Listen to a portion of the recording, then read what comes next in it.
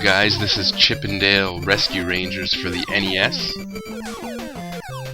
The characters Chip and Dale, they date back to the 1940s. And they made, appearances in different Disney cartoons and, had comics and different series come out about them. The one that we'll remember the most if you're my age, give or take, maybe a little bit younger as well, you'll remember Chip and Dale Rescue Rangers on the Disney Channel from 1989. Late 80s, early 90s, they aired the show, and it was a fairly popular cartoon, so that's where most of us remember Chip and Dale from. It's a simple action platforming game here, brought to us by Capcom, published and developed by Capcom. Came out June 1990 for the NES. And, it's pretty simple gameplay. You spend most of your time lifting up boxes and throwing them. But, it's got that tight Capcom controls, very responsive controls that make the game fun to play. I don't want to say a lot, but there's a little bit of puzzle stuff, like, here trying to figure out, even though I just played this game not relatively that long ago, but I already forgot how to get up there. And here's the first boss. All the bosses are fairly simple and, well, sort of the same idea. You avoid getting hit, and there's always a red ball that you pick up and throw at the boss.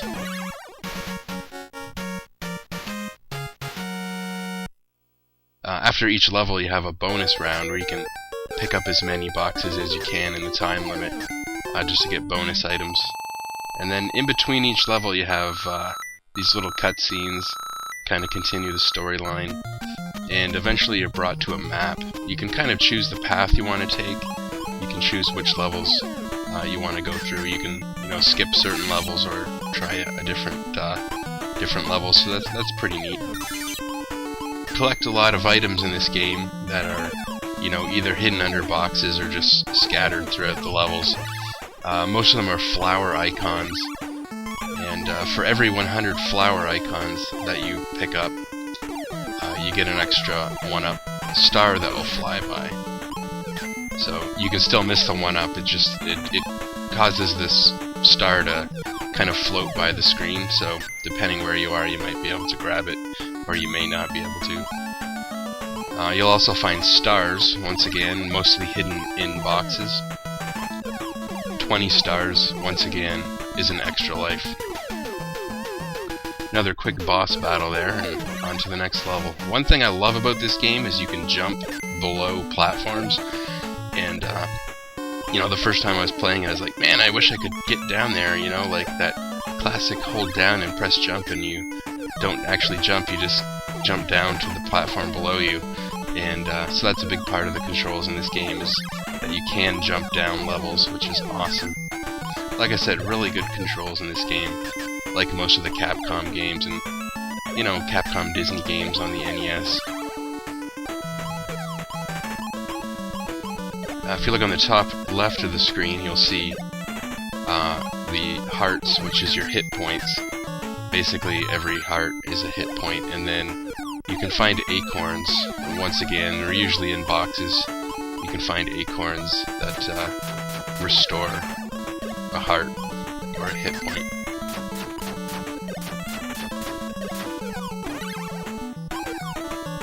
I remember playing this game back in the day when my buddy had it on the NES, and if I didn't mention it, it does have a two-player simultaneous, which was pretty awesome at the time in a platforming game.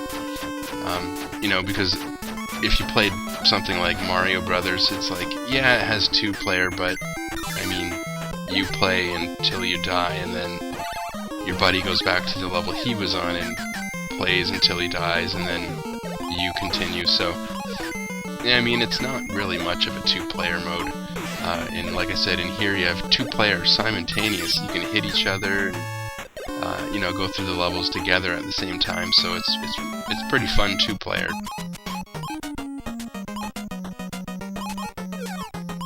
The music in this game is okay. I mean, some of the songs are a little bit catchy and they sound pretty good on the NES. But some of the levels It just kind of sounds like they threw it together pretty quickly. There's not really any catchiness to the song at all.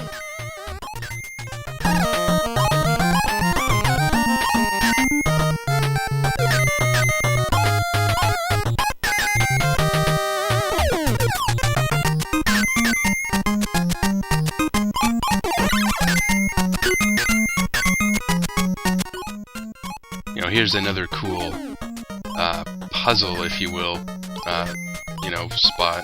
I don't, necessarily say this game's strong with puzzles, but like I said, just a fun little thing with these switches where you want to try and turn these switches off to stop the balls from coming out of the pipes, which will crush you. And this one's already off, and I'm trying to hit it. But of course, if you jump up too high, you're going to land on it. And same with this one. You're going to cause it to go on. But of course, just turn around, hit it, and turn it off.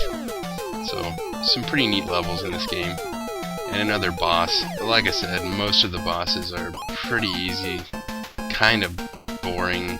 Luckily, they're not too long. Usually like 4 or 5 hits and it's done. And they're not too hard.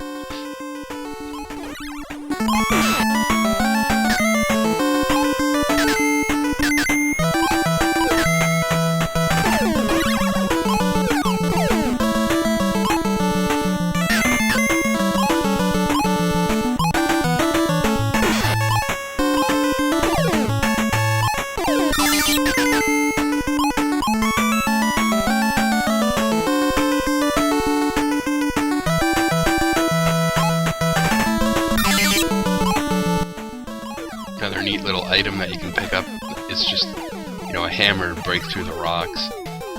And another boss. Once again, just throwing the red ball at the boss. Not too difficult, not too long of a boss fight.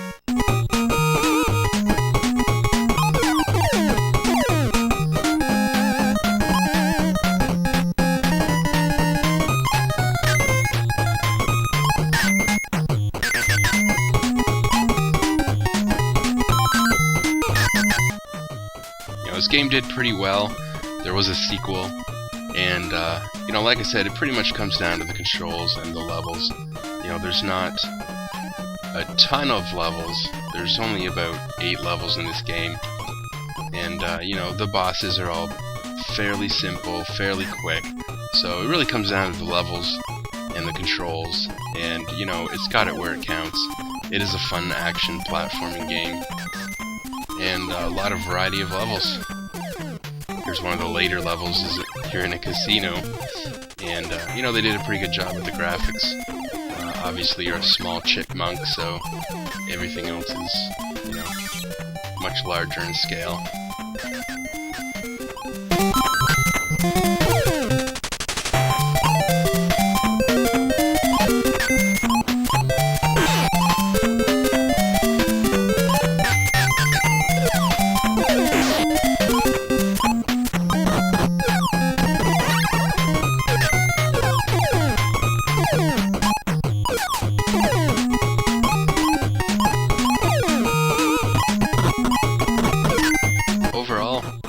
Fun game. Gets a little bit difficult near the end, but it's a pretty easy game to get through.